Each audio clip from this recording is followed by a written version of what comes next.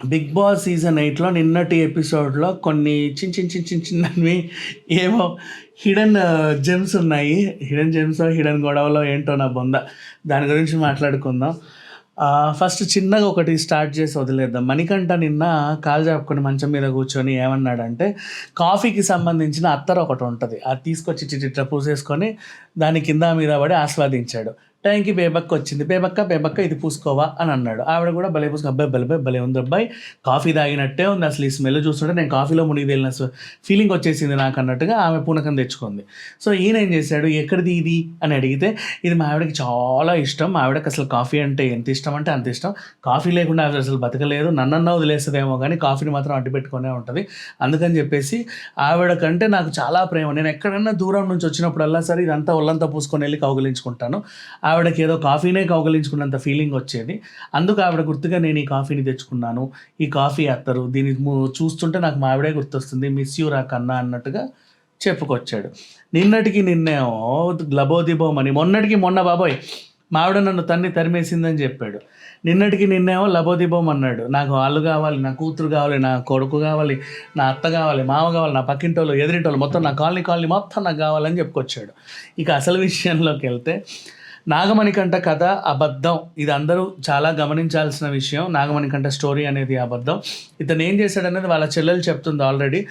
And ఇతను first day చెప్పినట్టుగా కట్టే ఏరుకొచ్చి మా అమ్మని, అబద్ధం, ఏమీ లేదు దాంట్లో.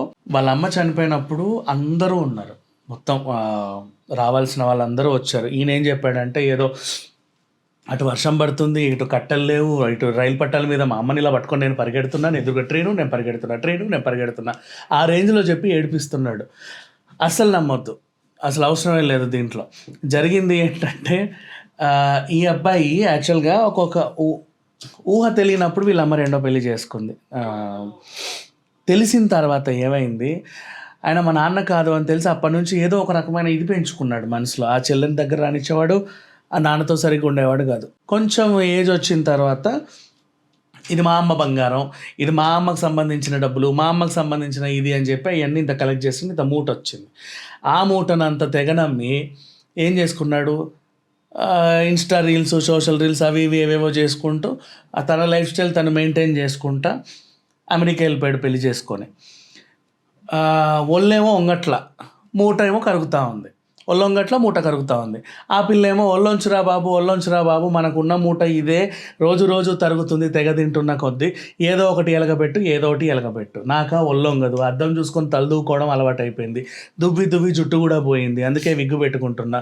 సో ఈ టైంకి నేనే మాత్రం ఏం చేస్తాను, చాలా సింపుల్గా ఇన్స్టా రీల్స్ అవి ఇవి చేసుకుంటూ ఫేమస్ అవుతాను, ఏదో రకంగా ఆర్టిస్ట్ అవుతాను, ఇలా అవుతాను అలా అవుతాను. బాబు నీకు దండం, నీకు వచ్చేది నీకే నాలుగు గీసుకోవడానికి సరిపోదు, నన్ను ఎలా పోషిస్తావు, ఇప్పుడు నేను ప్రెగ్నెంట్, రేపటి రోజు పాప పుట్టుద్ది, మూటేమో కరిగిపోతుంది. ఇప్పుడు ఏం చేస్తావు చెప్పు. ఏం లేదమ్మా, నాకైతే ఒళ్ళు వంచినా కూడా వంగట్లేదు, నా వల్ల కాదు, ఇంతలో పాప పుట్టింది, మూట కరిగింది, ఏం చేయాలో అర్థం కాల, ఈయనకేమో ఒళ్ళొంగట్ల, ఆ పిల్ల తన్ని తరిమేసింది. ఇది జరిగింది.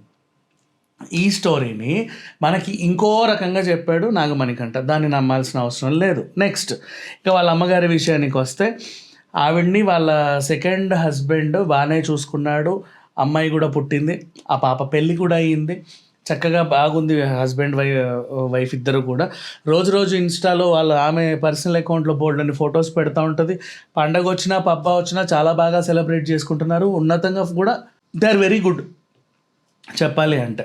సో నాగమణికంఠ అనేది ఇలా విగ్గు తీశాడు కదా, ఇలా పీకితే ఇంకో మొహం ఉంటుంది, అది గమనించండి. సో ఇతను చెప్పే వార్తలు మాత్రం నమ్మాల్సిన అవసరం లేదు. అండ్ మళ్ళీ తనే దొరికాడు నిన్న మళ్ళీ, ఏమని, ఇది మా ఆవిడకి చాలా ఇష్టమైన కాఫీ అదేదో అని చెప్పేసి, అక్కడేమో నన్ను తరిమేసింది అంటావు, ఇక్కడేమో ఇంకేదో చెప్తావు, ఓసారి ఇంకేదో చెప్తావు, పూటకో కథ చెప్తావు, ఏదో ఒకటి చేసి రక్తి కట్టించి నామినేషన్ నుంచి బయటికి రావాలని ట్రై చేస్తాం. కాకపోతే కర్మ ఏంటంటే, ఈ స్టోరీకి అందరూ కరిగిపోయారు. టాప్ 1లో విష్ణుప్రియ కొనసాగుతూ ఉండగా టాప్ 2లో మణికంఠే ఉన్నాడు. అండ్ నెక్స్ట్ తర్వాత పృథ్వీరాజ్ ఉన్నాడు.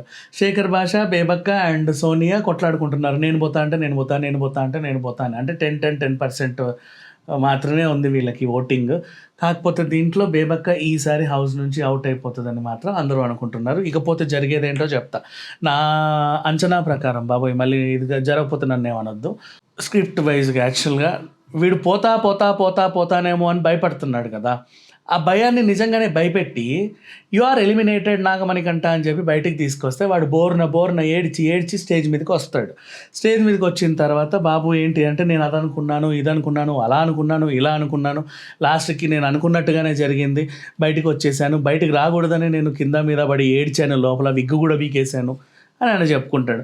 నేనేం చేయలేను మణికంట, ఆడియన్స్ ఓటేశారు అందుకే నిన్ను తరిమేస్తున్నా, నువ్వు పో, గెట్ లాస్ట్ అంటాడు.